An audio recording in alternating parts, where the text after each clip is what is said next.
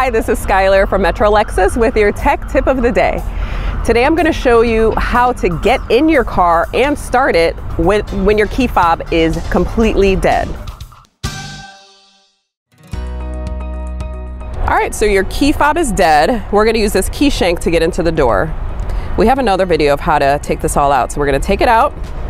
We're going to get into the driver's side door. So on some Lexus, it's a little bit different. It's very obvious where to put the key shank, but on this one, it isn't. So what we're gonna do is pull on the handle, and you'll see a place to put your key shank right in there. Slide that in, and we're gonna twist to the right, and then the door is unlocked.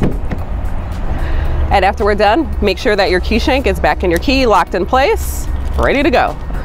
So to show you that there is literally no battery in the key, we've taken it apart.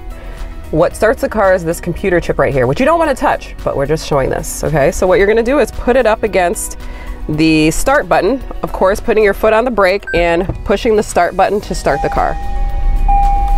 And voila! Thank you for joining us for our tech tip of the day. Of course, if you have any questions, you can contact us at Metro Lexus. One of the technology specialists, including myself, will be glad to help. Or you can just come into the dealership so we can help you experience amazing. Come home to Metro Lexus and discover for yourself what experience amazing really means.